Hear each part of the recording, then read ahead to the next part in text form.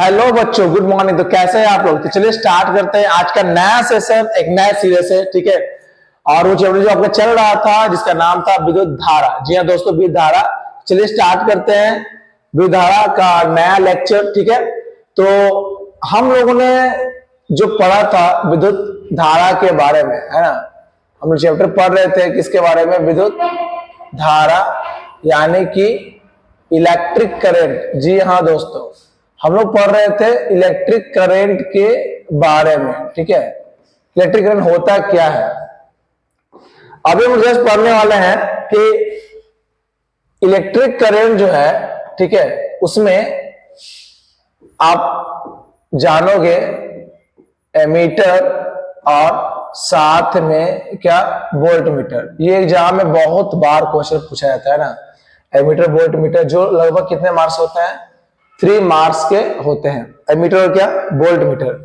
अब देखिए एमीटर क्या होता है। देखो एमीटर क्या होता है, जो विद्युत धारा को मेजर करता है। जी हाँ, एमीटर जो है वो किसको मेजर करता है? वो मेजर करता है विद्युत धारा को।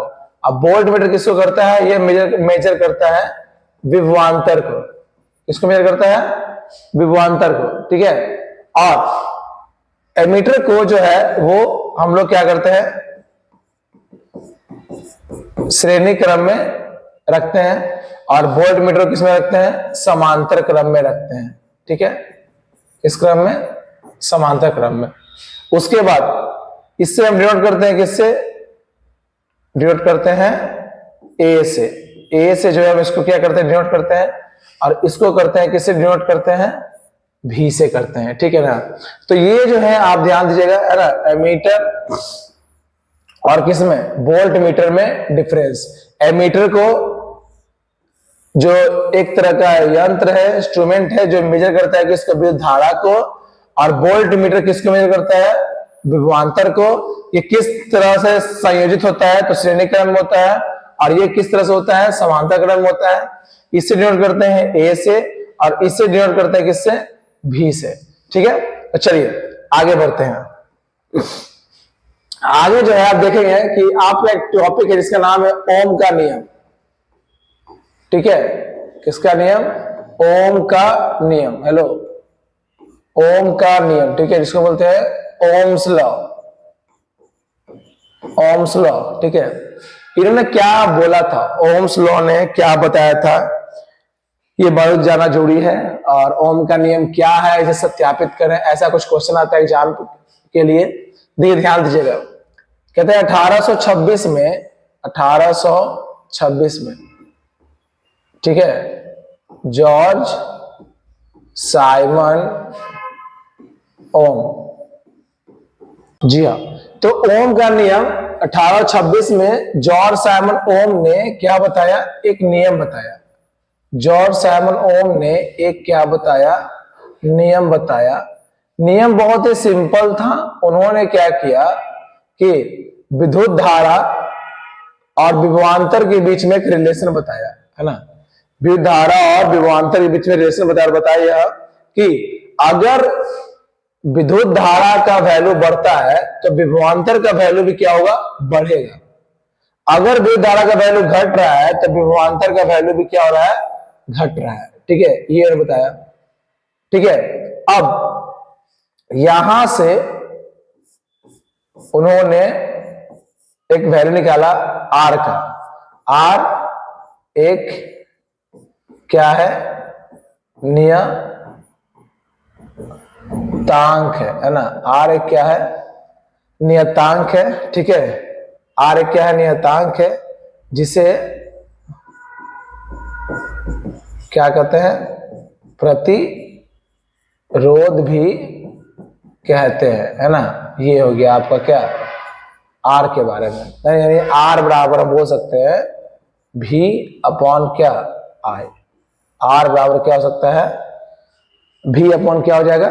आई हो जाएगा, ठीक है बच्चों। ध्यान रखिए, ओम का नियम 1826 में दिया था। इन्होंने बताया था विभवांतर और किसके बारे में? करंट के बारे में बताया था, ठीक है। और वहां से निकला क्या? आर। आर एक क्या है? नियतांक है, जिसे प्रतिरोध भी कहते हैं। अब देखिए आगे देखिएगा, अब जो है आर बराबर, अगर आपने लिखा है भी अपॉन क्या? आई।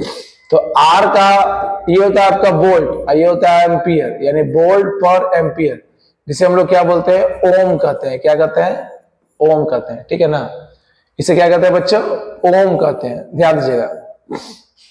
अब इन्होंने सत्यापित कैसे किया, तो सिंपल इन्होंने क्या किया, एक ग्राफिकल फॉर्म में समझ लो इस तरह से कि इस तरह से ये है आपका एक्स एक्सिस है, ये आपका क्या है, वाई एक्सिस है। अब यहां पर आपका जो पॉइंट है इस तरह से कि आपका एक 0 बिंदु है, ये आपका 1 है, ये 2 है, ये 3 है, ये 4 है, ये 5 है। ये मान लो कि यहाँ पर जो है आपका विद्युत धारा है, यानी कि एम्पियर है। और ये जो आपका वाई एक्सिस है वो किसको शो कर रहा है, विभवांतर को शो कर रहा है। यहाँ पर देखो 2, 4, 6, 8 और क्या है 10 है ना, ये इस तरह से ये जो है आपका। अब यहां पर क्या किया गया कि हर बार जो है आर का वैल्यू निकाला गया, देख लो आर इक्वल टू वी बटा आई है, मान लो V1 I1 समझ लो, तो 2/1 यानी कितना आ रहा है, 2 आ रहा है। फिर देखो अगर हम निकालते हैं R2 निकालते हैं, V1 बटा क्या, V2 बटा I2, तो फिर कितना होगा 4/2, यानी फिर कितना आ रहा है, 2 आ रहा है। फिर निकाल रहे हैं R3 निकाल रहे हैं, तो 6 बटा कितना 3, कितना आ गया फिर। तो हर बार आप देख रहे हो कि जो वैल्यू है वो क्या आ रहा है, सेम आ रहा है, 2/1 2/1 2 बाई क्या 2:1 के रेशियो में क्या हो रहा है, हर बार आ रहा है। इसका मतलब क्या है कि जो आपका प्रतिरोध है वो क्या एक नियतांक है, कांस्टेंट फॉर्म में चल रहा है, ठीक है। यही था आपका कौन सा नियम, ओम का नियम, ठीक है। आई होप आपको समझ में आ गया होगा। तो चलिए आगे बढ़ते हैं। और यहां पर एक टॉपिक जो बहुत ज्यादा जो है इंपॉर्टेंट है एग्जाम के पर्पज से, ठीक है, बहुत ज्यादा क्या है इंपॉर्टेंट है, वो क्या है आपका, ध्यान दीजिएगा, वो है आपका श्रेणी क्रम और साथ में क्या है आपका समांतर क्रम, जिसको बोलते हैं क्या, सीरीज एंड क्या, पैरेलल, ठीक है। रेजिस्टेंस है ना, सीरीज एंड क्या है, पैरेलल रेजिस्टेंस। अच्छे समझिएगा इस टॉपिक को, बढ़िया है समझना, बहुत इंपॉर्टेंट है, ठीक है, अच्छे से और समझिए। देखिए श्रेणी क्रम और समांतर क्रम क्या है, ये जो आपको कॉम्बिनेशन दिख रहा है ना इस तरह से, ये देखिए ये जो आपको कॉम्बिनेशन दिख रहा है, ये आप ये देखिए, ये जो है आपका कौन सा कॉम्बिनेशन है, ये आपका सीरीज कॉम्बिनेशन है। मतलब क्या हो गया देखो बच्चा, मतलब सिंपल है, मतलब बहुत ही सिंपल है बच्चा। यहां से इस बैटरी से यानी सेल से निकलेगा आपका, यहां से करंट क्या, आई निकलेगा, ये देखो आई निकलेगा। मैंने नाम दिया इसका, मान लो ए, ठीक है, इसका मैंने नाम दिया ए, नाम दिया, ये आपका बी है, ये आपका सी है, और ये आपका क्या है, टी है। तो हर दो पॉइंट के बीच में आपका जो विभवांतर होगा वो अलग अलग होगा, V1 V2 और क्या V3, यही होता है दो पॉइंट के बीच में विभवांतर पता होगा। और ए से जो डी है उसके बीच में सिंगल होगा विभवांतर, इसका नाम क्या होगा, V होगा, ओके। अब देखो बच्चा, ओम्स लिखना कैसे है, लिखना वो सिंपल है कि एक तरह से मैंने क्या लिया, तीन प्रतिरोध है R1 R2 R3 है, उसके बीच का विभवांतर क्या है, V1 V2 और क्या V3 है, ओके। और उसमें क्या फ्लो कर रहा है, विद्युत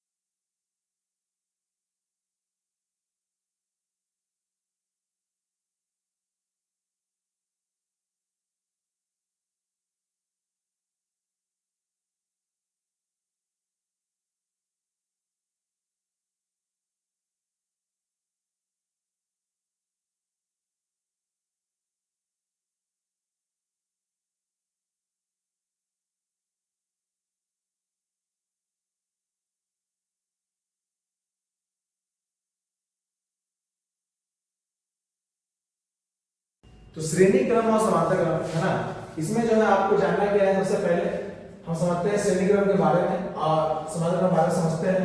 तो श्रेणी क्रम का तो ये कॉम्बिनेशन है। श्रेणी क्रम का मतलब ही क्या हो रहा है, देखो इस तरह से, ये जो है आपका जो दिख रहा है एक तरह से, जो आप यहाँ पर पिक्चर देख रहे हो, जो अरेंजमेंट देख रहे हो, ये क्या है आपका सीरीज को प्रदर्शित करता है। कि देखिए यहाँ पर देखिए ए से आ रहा है बी, मतलब इस तरह सीरीज बना हुआ बी से सी है, सी से डी है। अगर इसमें कहीं भी हम कटिंग करते हैं, सपोज दैट, ठीक है, कहीं भी कटिंग करते हैं, मान लो इस तरह से कटिंग करते हैं, इसका मतलब क्या हो गया कि अब ये करंट जा रहा है, क्या करेगा, बंद कर देगा, पूरे में प्रभाव पड़ेगा, पूरे में जब एक बार में प्रभाव पड़े सब पर, दूसरा मतलब क्या, श्रेणी क्रम। ध्यान दीजिए इस बात को, ठीक है। तो ये श्रेणी क्रम क्या है आपका, कॉम्बिनेशन, ये आपका कौन सा फॉर्मेशन है, श्रेणी क्रम फॉर्मेशन। एक कटेगा तो सब पर प्रभाव पड़ेगा। तो ओम का नियम क्या होता है, v इक्वल टू आया होता है बच्चा पार्टी ऑफ, तो हम लोग क्या कर सकते हैं, v1 equal to i r1 हो सकता है, v2 equal to i r2 और v3 इक्वल टू कितना हो सकता है, i r3 हो सकता है। ओके, और v इक्वल टू कितना हो जाएगा, v1 v2 और क्या v3, तो v1 इक्वल टू कितना हो जाएगा, i r1 v2 i r2 v3 i r2, इससे बोलेंगे। अब अगर हमें इक्विवेलेंट बनाते हैं, रेजिस्टेंस समतुल्य प्रतिरोध बनाते हैं, इस तरह से, ये हो गया आपका समतुल्य प्रतिरोध, है ना, इस तरह से, ये जो आपका समतुल्य प्रतिरोध है, ए है बी है ना, ये इसका क्या है, बी है। तो v इक्वल टू कर सकते हैं ना, i r, मतलब ये वाला जो इसके बराबर होगा, ठीक है, इसका ये समतुल्य प्रतिरोध। तो जहां पर ये है r s, जहां पर b है वहां पे क्या डाल दो, i r s डाल दो, ठीक है, क्या डाल दो, i r s डाल दो, है ना, r s, ओके, ये i है, ठीक है, ये आपका क्या है, b है, ठीक है। तो i से क्या हो गया, कट गया, तो r s का कितना हो गया बच्चा, r1 r2 और क्या हो गया, r3 हो गया, ठीक है। तो ये हो गया आपका क्या, तो ये हो गया आपका श्रेणी क्रम संबंध, जो आपका क्या हो गया, प्रूफ हो गया, ठीक है। तो चलिए अब बढ़ते हैं आगे। तो यदि हम विद्युत धारा के तापीय प्रभाव को समझते हैं, यानी कि उसमें प्रभाव को समझते हैं, जस्ट मैंने इससे पहले आपको सब कुछ बताया कि विद्युत धारा के साथ साथ क्या होता है, उष्मा का प्रभाव भी होता है। तो यहां से एक कॉम्बिनेशन निकलता है आपका कि जो फॉर्मूला आप जानते हो ना, जैसे v इक्वल टू कितना होता है, v इक्वल टू होता है आपका i r का फॉर्मेशन है ना। अब यहां से जो है आप एक समझ लो कि जो ऊर्जा इक्वल टू होता है क्या है, शक्ति इनटू क्या, समय। जैसे कि पावर शुरू होता है क्या, वर्क अपॉन क्या होता है, टाइम होता है, वर्क अपॉन क्या होता है, टाइम होता है, यानी कि जूल पर सेकंड, यानी क्या बोलते हैं इसको, वोल्ट करते हैं, ठीक है। यानी कि वर्क इक्वल टू हम पावर इनटू टाइम कर सकते हैं, पावर इनटू क्या कर सकते हैं, टाइम कर सकते हैं। ऊर्जा इक्वल टू शक्ति इनटू समय, कॉम्बिनेशन देखते हैं, work equal to power into time, equal to p से जोड़ कर t से, p इक्वल होता है vi, तो डाल दिया vi इनटू कितना डाल दिया यहां पर, ठीक है, इनटू t है। ओके, अब यहां पर क्या करते हैं कि आपको एक क्वेश्चन बनता है, v इक्वल टू कितना होता है, i होता है, तो हमारा फॉर्मेशन क्या हो जाएगा, i स्क्वायर इनटू कितना हो जाएगा, rt का एक फॉर्मेशन हो जाएगा। ये जो निकला आपका h इक्वल टू, h को साथ हम लोग u भी बोलते हैं, u equal to i square क्या, rt, ये कॉम्बिनेशन हो गया किसका, विद्युत धारा के उष्मीय प्रभाव का, ठीक है। इस फॉर्मूला को याद रखिएगा। अब जो कुछ टॉपिक्स हैं आप यहां देख लो, आपका इंपॉर्टेंट रोल प्ले करता है। किसी प्रतिरोध में उष्मा विद्युत धारा के वर्ग क्या होता है, समानुपाती होती है। फिर विद्युत धारा को प्रवाहित होने वाले समय के समानुपाती होती है, ये बताया गया आपका यहां से, ठीक है। तो आप समझते हैं तो विद्युत बल्ब के बारे में ना, जो मैंने बताया था जस्ट, विद्युत बल्ब जो है वो क्या होता है। तो विद्युत बल्ब का जो कॉम्बिनेशन है, ये देखिए विद्युत बल्ब है, तो विद्युत बल्ब का कॉम्बिनेशन में जानना है कि विद्युत बल्ब में अधिकांश शक्ति उष्मा के रूप में प्रकट होती है, तो कुछ भाग प्रकाश के रूप में भी उत्सर्जित होती है, तो ये प्रकाश देता है, ठीक है। यानी कि यह किस ऊर्जा से किस ऊर्जा, तो विद्युत ऊर्जा से प्रकाश ऊर्जा में क्या करता है, रूपांतरित करता है। विद्युत बल्ब का तत्व किसका बना होता है, टंगस्टन का बना होता है।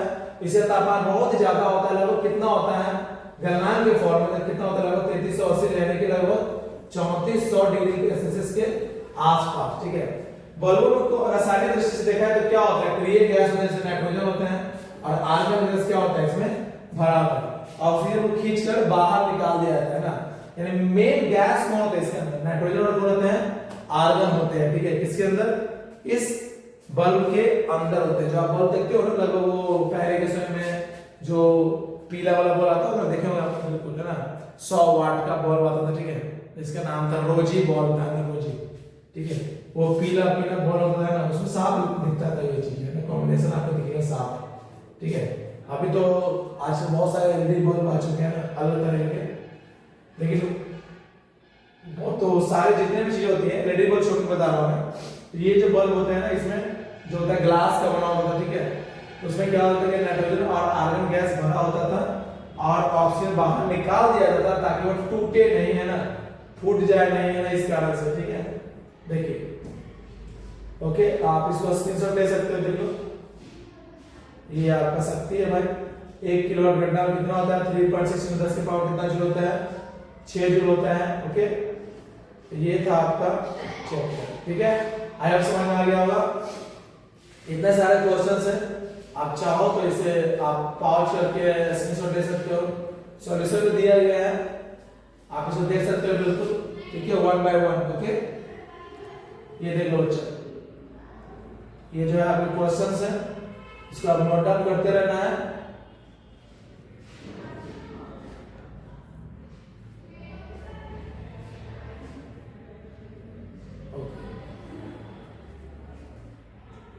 आज नेक्स्ट क्लास में एक नया सेशन, नया चैप्टर के साथ